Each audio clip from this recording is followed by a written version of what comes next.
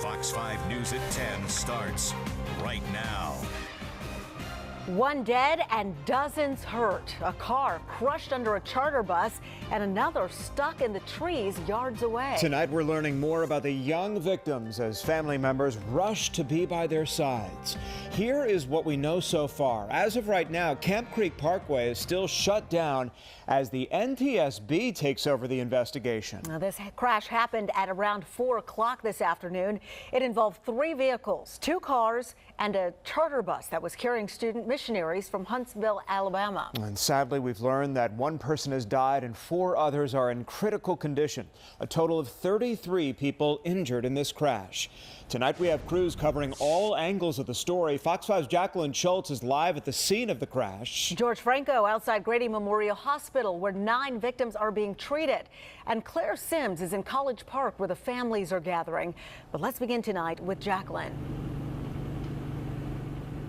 Well, there are still so many unanswered questions. What went wrong here to cause this crash that can only be described as devastating and horrific?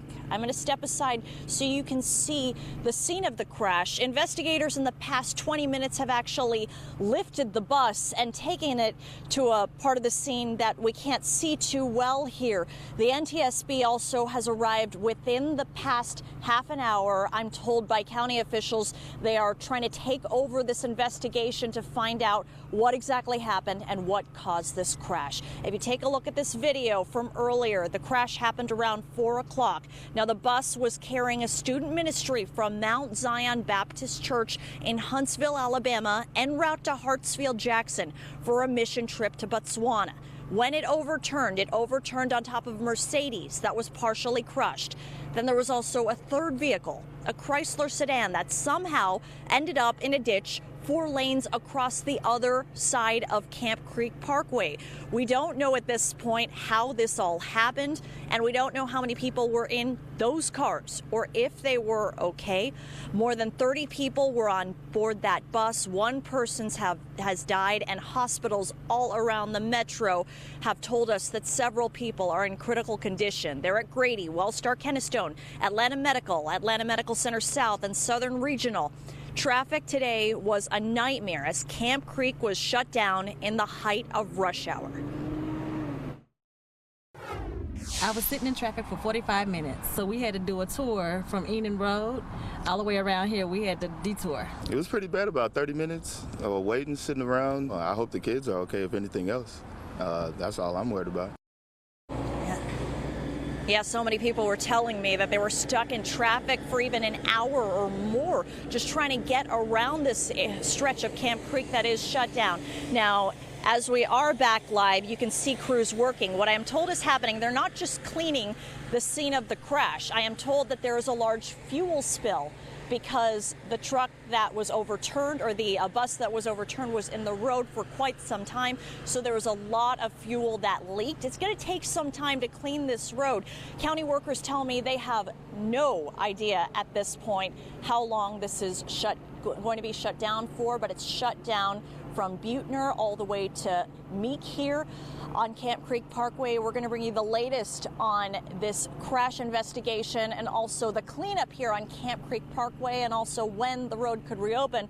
But for now, reporting live in South Fulton County, Jacqueline Schultz, Fox 5 News. So many unanswered questions tonight. Jacqueline, thanks. Just looking at that scene there, it's hard to believe anybody could survive a crash like this. Yeah, it took more than a half-dozen ambulances and 3 emergency helicopters to get all of the victims to area hospitals. Now, Fox 5's George Franco continues our live team coverage from Grady Hospital. George?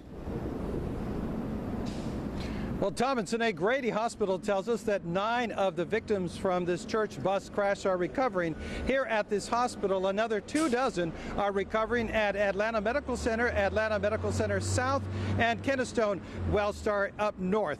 These are all victims where people are behind them, family members who have come here and to the other hospitals with prayers and hope. Well, I know she's got a head injury, maybe a broken bone or 2. I'm not real sure if she's critical or what.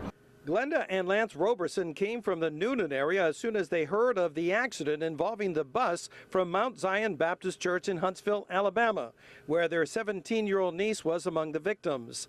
They tell me she and the others were headed to the airport to board a flight to Botswana, Africa for a mission trip. We know their intentions were good. Their intentions were to go out, fly to Africa, and do God's will. But, you know, we just have to wait and see what happens. The Robersons told me they came ahead of their niece's parents, who they say were coming in from the Huntsville, Alabama area where the church is located. And I know how panicked they must be feeling, because I know I panicked. Especially when it's children, you know, involved as well, too. So, you know, all we can do is just hope and pray for the best. The Robersons say by children they mean a bus full of teenagers. Grady Hospital tells Fox 5 News it received a total of 9 patients, with 4 in critical condition, 3 in fair condition, and 2 stable.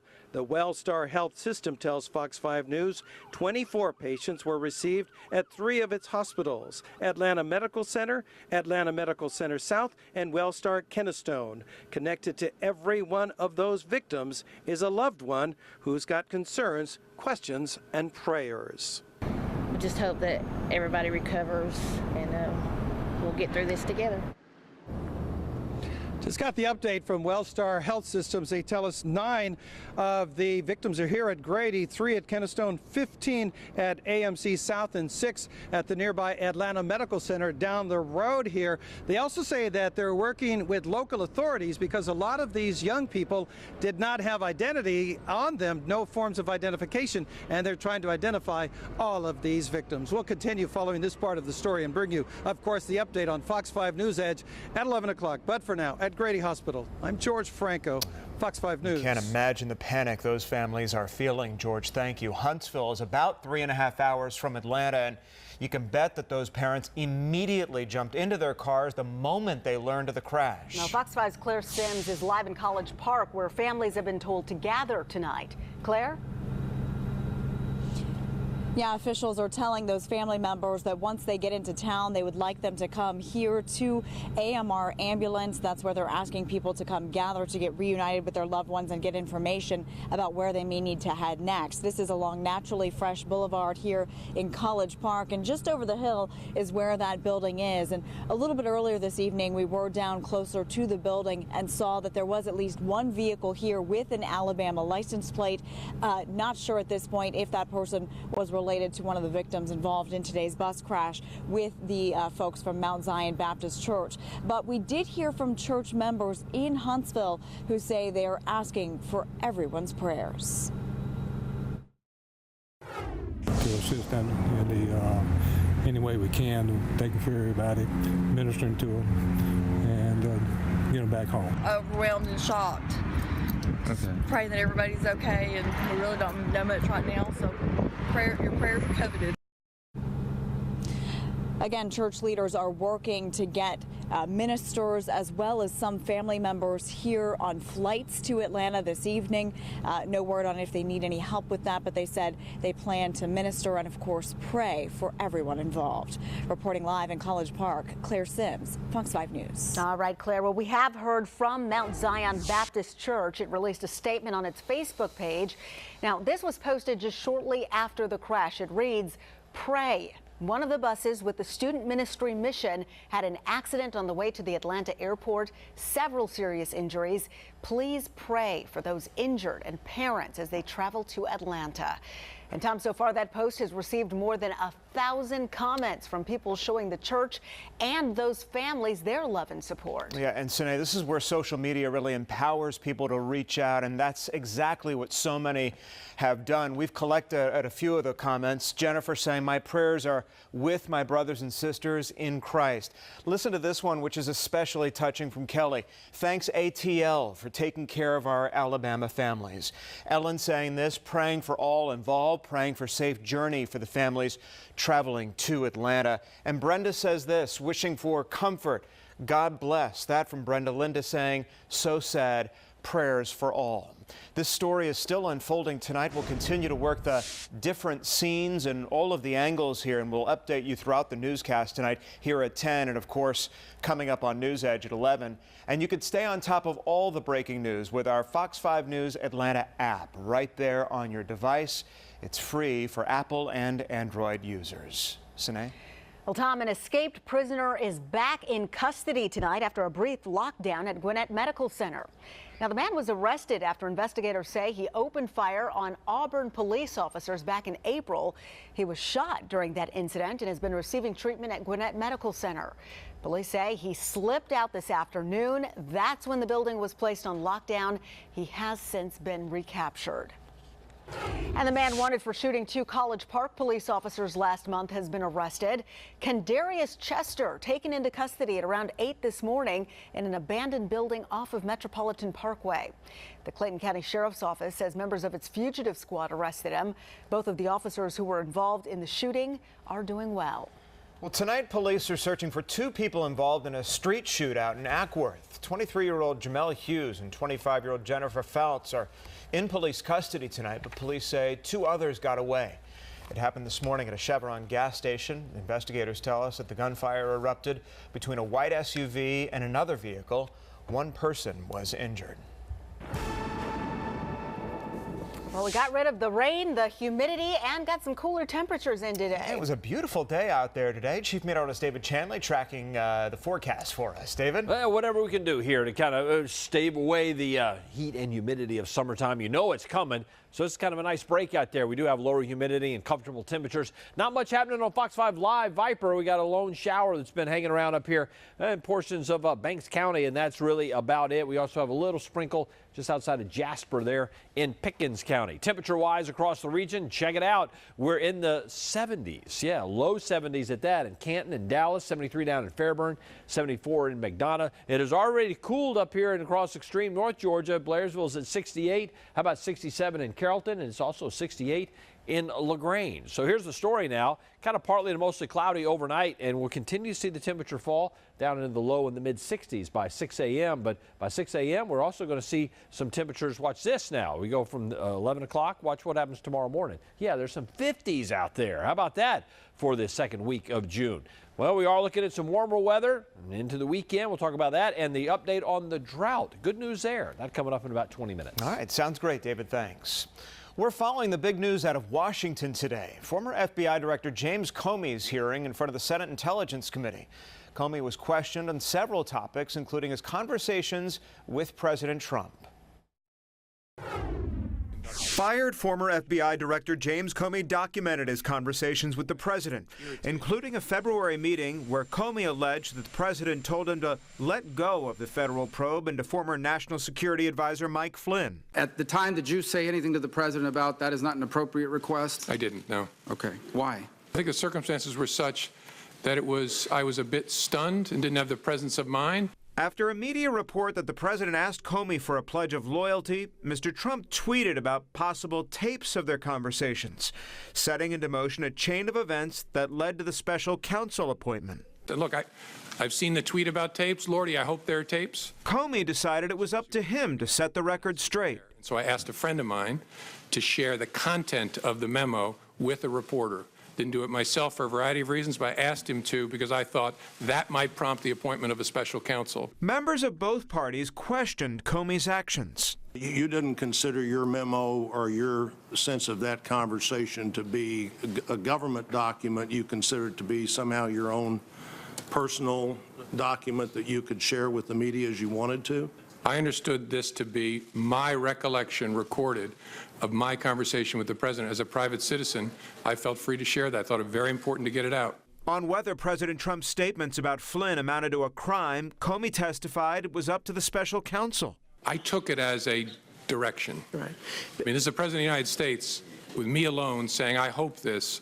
I took it as this is what he wants me to do. Now, I didn't obey that, but that's the way I took it. And for Comey's old boss, Attorney General Loretta Lynch, Comey testified that she instructed him to use language that downplayed the FBI's probe of Hillary Clinton's emails. And that was similar to the language used by Clinton's campaign. At one point, the Attorney General had directed me not to call it an investigation, but instead to call it a matter which confused me and concerned me. On Russia's interference in the U.S. election, Comey testified it was done with purpose and sophistication, and it came from the very top. Sine? Well, Tom, Vice President Mike Pence will be here in Georgia tomorrow. Pence will travel to Marietta to meet with airmen, service members, and their families at Dobbins Air Reserve Base. The vice president will give some formal remarks after some personal meetings. Then in the afternoon, he'll head to a campaign event for Karen Handel. Handel, of course, the Republican candidate running in Georgia's 6th District congressional election. And some stunning news out of Great Britain tonight, where exit polls are predicting that British Prime Minister Theresa May is set to lose her parliamentary majority. Yeah, those same polls are expecting opposition Labour Party leader Jeremy Corbyn to outperform many people's expectations. So in today's vote, Conservatives are predicted to win 314 seats, Labour expected to win 266, and then the 3 remaining parties will grab those remaining seats. But if no party wins a clear majority, the party with the most seats will then begin negotiations to see if it can command a majority. She's accused of leaking top-secret government information. A Georgia woman makes her first appearance before a judge. Nathalie?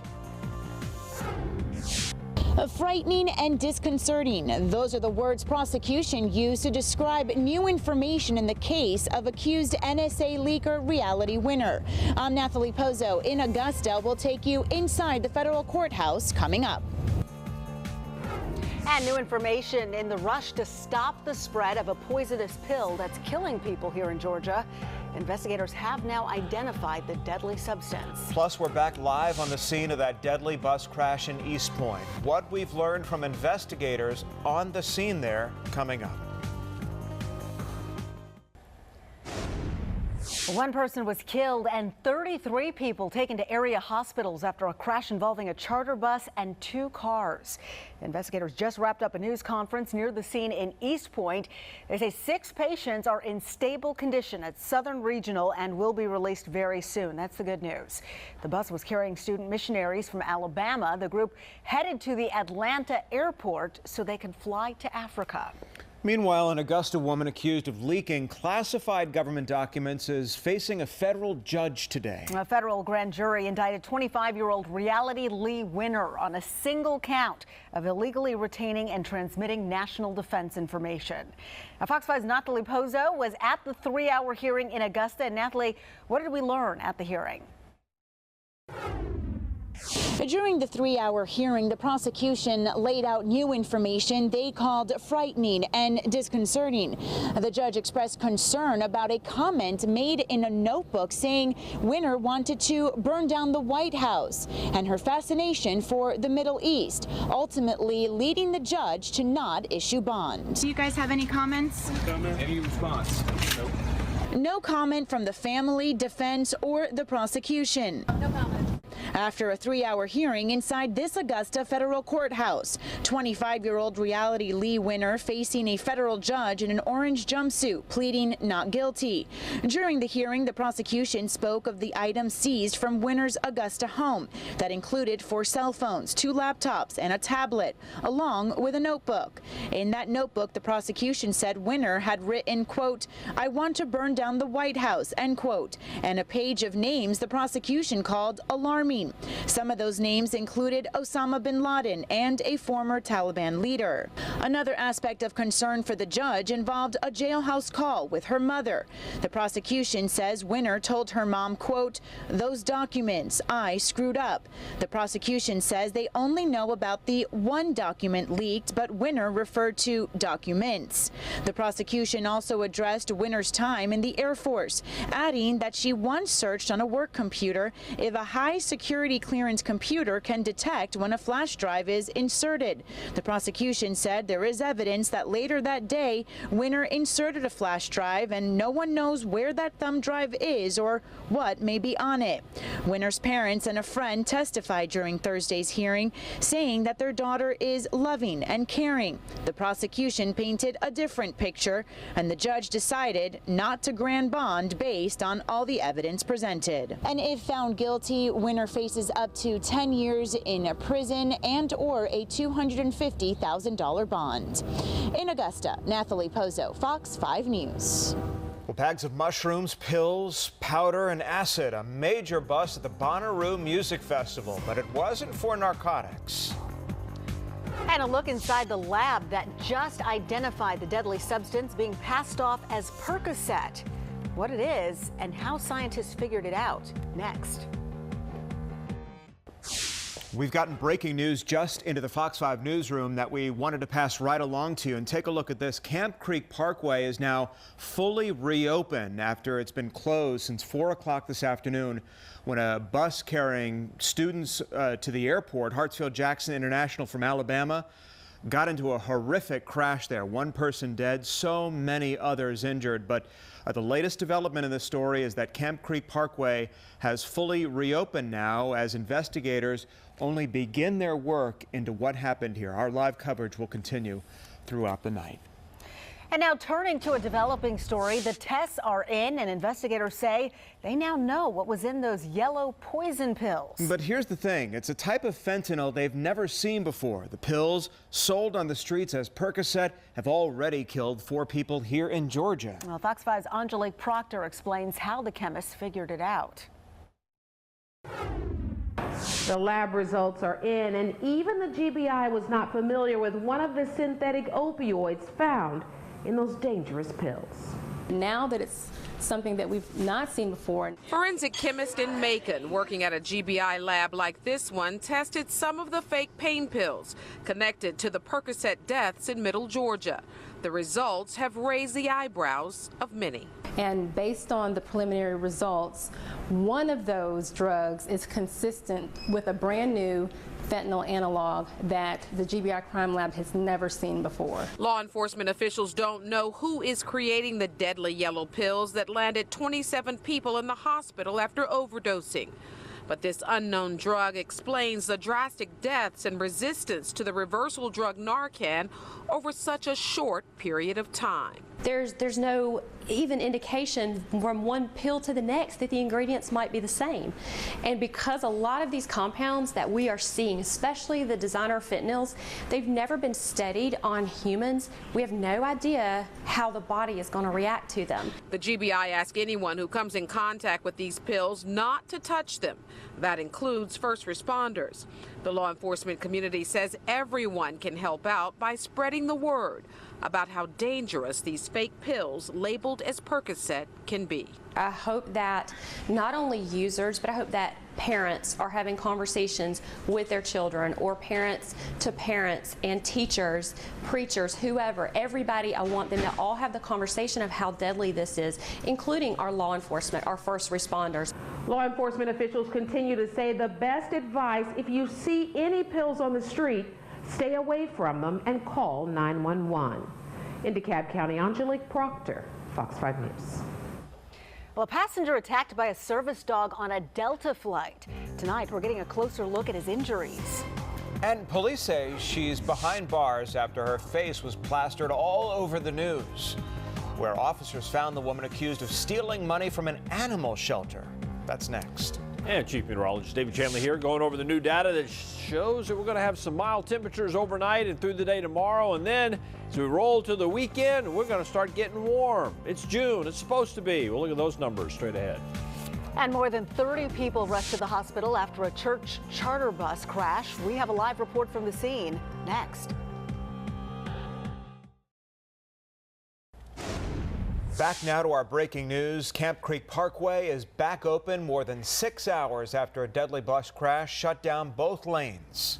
Well, Fox 5's Jacqueline Schultz is live for us in East Point. Jacqueline. Well, police just opened up their blockades a few minutes ago, and as you can see right now, Camp Creek Parkway is flowing very smoothly in both directions. Crews for the past few hours had to investigate the crash that was here. They also cleaned up oil that was left behind in fuel when the bus overturned. This scene, this peaceful scene of both lanes back open, such a stark contrast to what you're about to see in this video right now. Dozens of crews and emergency workers firefighters rushing from all corners of the metro, taking care of the dozens of people who were laying out here hurt. One person died in the crash, and I have updates from hospitals from all around the metro. 9 people are at Grady, 3 people are at Wellstar Kennestone, several at Southern Regional, Atlanta Medical Center, and the most, 15 people at AMC South. Now around 4 p.m., the bus carrying a student ministry from Mount Zion Baptist Church from Huntsville, Alabama, en route to Hartsville, Jackson, for a mission trip to Botswana overturned on top of a Mercedes that was partially crushed. A third vehicle, a Chrysler sedan, ended up in a ditch 4 lanes, somehow across the other end of the road. The NTSB has been investigating and came here on the scene 2 hours ago, and people tell me they were stuck in traffic for up to an hour or more. So we stayed on Camp Creek for like 50 minutes. Traffic backed all the way up. 16-wheelers, all the way back there. We couldn't even see what was going on. Where they had it blocked off, you just saw clear roads. So we're trying to figure out, well, what's happening up there from the end I was on. But it was bad. It's always something with traffic or anything, accidents here in Atlanta, but the main concern now is the children. Again, the good news tonight, both lanes and both sides of Camp Creek Parkway back open. Certainly a relief for everyone who lives in the South Fulton County area. We're going to bring you an update and on the conditions of all the people at all the various hospitals around the metro on News Edge at 11. But for now, reporting live in South Fulton County, Jacqueline Schultz, Fox 5 News. All right, Jacqueline, we appreciate all your coverage.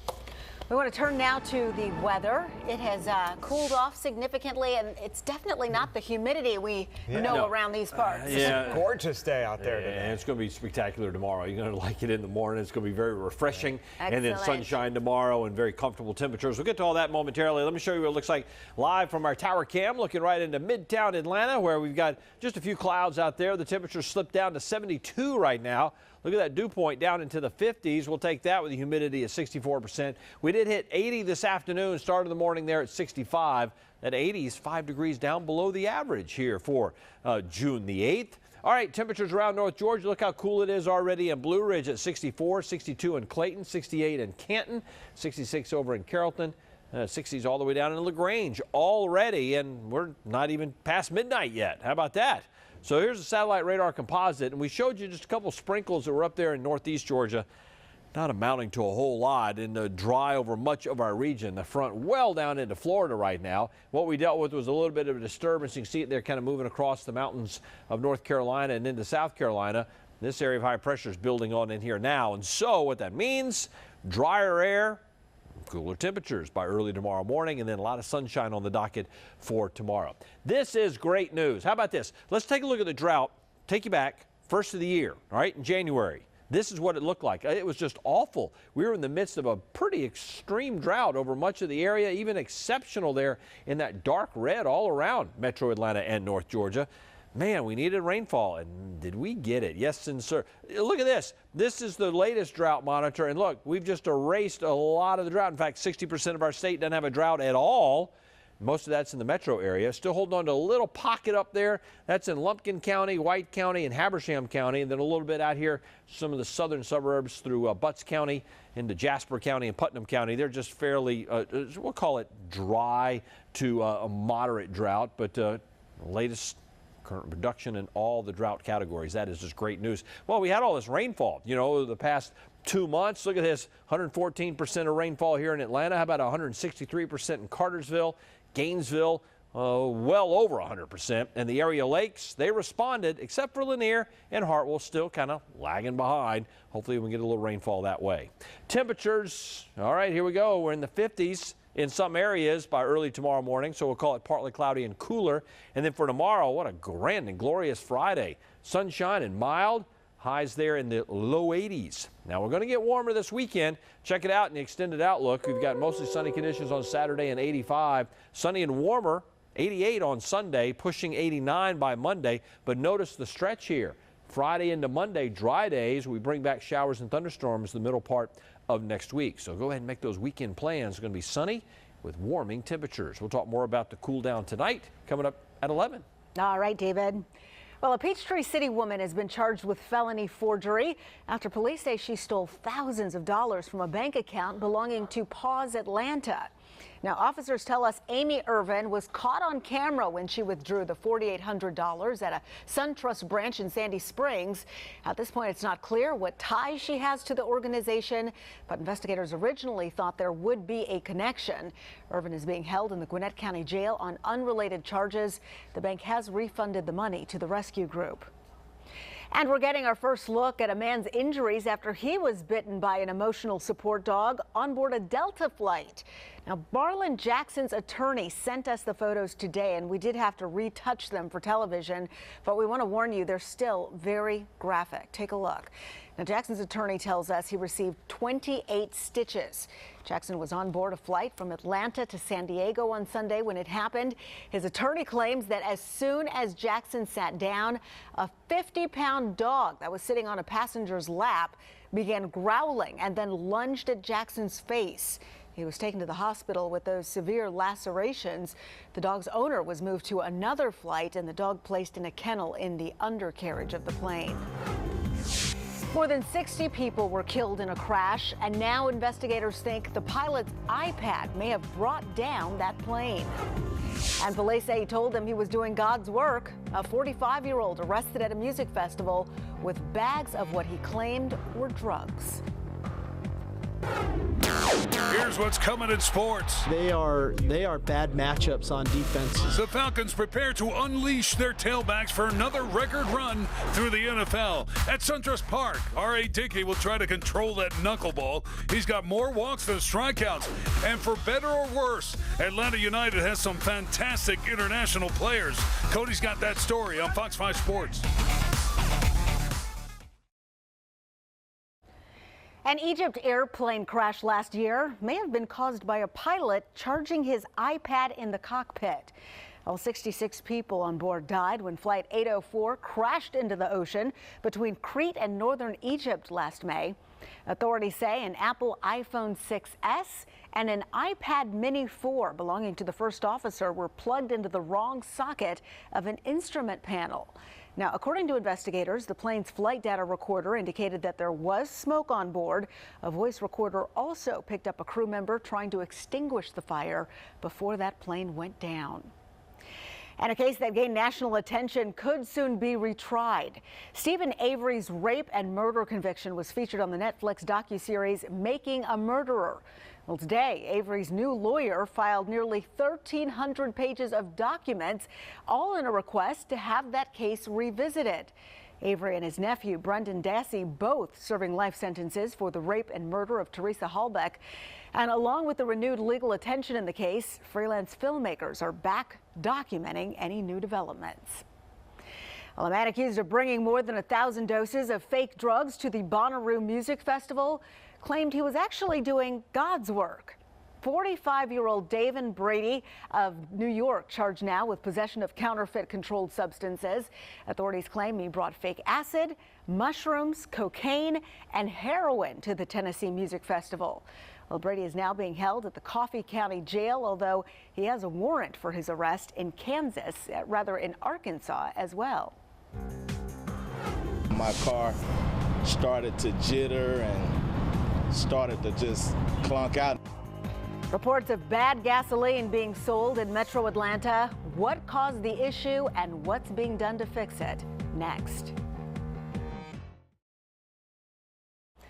Well, Fairburn gas station is closed tonight. Signs on the pump say they're having technical problems, but the state says it found defective fuel in the underground fuel tanks. Officials started investigating after drivers reported problems fueling up at the Sun Petro station in Snoy Road. Inspectors from the Agriculture Department say they found water in 2 of the tanks. Now, the state says that any driver who was affected by the bad gasoline can turn their car's repair bill over to the gas station owner. Tense moments before tonight's game. R.A. Dickey heading to the mound tonight in search of his first win in 7 games. His fortunes hinged on a bipolar knuckleball. Life is good, though, at least tonight. Matt Kemp ripping a double to deep right center. Brandon Phillips came around to score, and the Braves had a 2-0 lead in the first inning. And really, the rest was R.A. Dickey. He had it working tonight. 7 innings, gave up only 1 run on 3 hits, and struck out 8. I'll take that. The knuckleball was working. Sixth inning, Flowers makes contact, and the center fielder probably should have had a V8 because his mind was on something else. Matt Adams scores. Braves win 3-1. Dickey evens his record at 4-4. Tyler Flowers is 2-4 tonight, 2 for 4, batting .354 now as the Mets come to town tomorrow. Equipment malfunction in the 5th inning tonight. Did you see it, or was it batter error? Philadelphia's Michael Franco lets it fly, not over the wall, but into the backstop netting.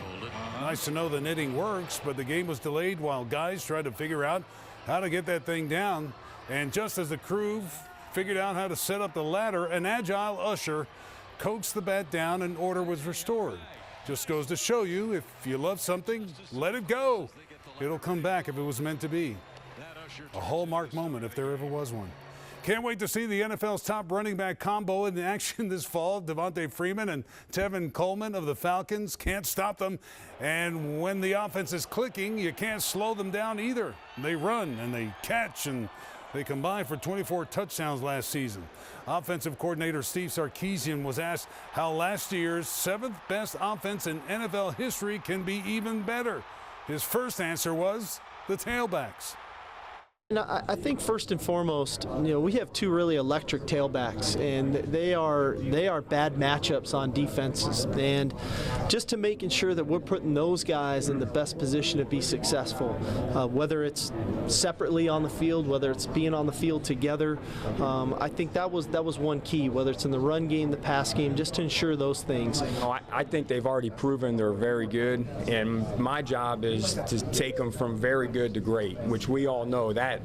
That couple percent better is the hardest percent to get to. Together they are excellent because when they're both fresh, when they're both healthy, they are both extremely unique and dynamic. That is true. And coming up at 11, Cody's report on Atlanta United and MLS soccer in general. With Saturday's game in Chicago looming, at least one of our guys is out of the country playing for somebody else. Why? You heard me, moonlighting. We'll have the latest on that, and Cody will explain. And a waddle of Penguins may have had Carrie Underwood crying tonight. It's all coming when sports hits the edge at 11 tonight. All right, K-Rod. Well, running red lights and popping wheelies. Why Atlanta police say they need one thing to change before they can crack down on illegal ATV riders. ATVs and dirt bike drivers continue to break traffic laws all over Metro Atlanta. Now, we've reported about these problems before, but once again, Midtown neighbors caught them on video in action on Peachtree, and Fox 5's Laura Neal explains. The red light. They're running red lights. Yeah. You can see that red light. Green. Yeah, they just run red lights.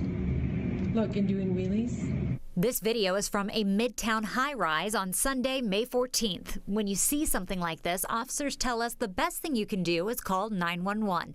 It helps them document locations and behaviors of the criminals. I'd say I've seen them Monday, Sunday. Seen them again, Sunday? Residents say they've seen these guys as recent as Sunday. My focus is Less than a month ago, we told you Chief Erica Shields plans to stop this crime by impounding and ticketing. ATVs are not allowed on city streets, period, and bikes are only street legal with a tag. APD does not keep specific records on these tickets or impounds, so they were not able to tell us if the plan is working. If they continue to drive on the sidewalk and things like that, it's not safe for anybody involved. Terry Singaprecha says he and some friends were eating dinner on a patio when they saw these guys last. Some of the crew jumped the curb onto the sidewalk. It's also dangerous for the bikers because they're not wearing helmets and gear and they're going at pretty high speed. So it's a lot of potential trauma that could happen there. Laura Neal, Fox 5 News. It's okay, baby. It's okay. Aw, he didn't have to stop, but this police officer did. And the entire adorable rescue was caught on camera. Next. A police officer in Ohio comes to the rescue of a little creature in need. Officials say a little deer decided to take a stroll on a busy highway in Cincinnati. Well, fearing for this little fawn's safety, the officer pulled over on the side of the road, scooped up the crying fawn, and placed it in its back seat. Now, the officer took the fawn to the woods in hopes that this little guy will reunite with his mother.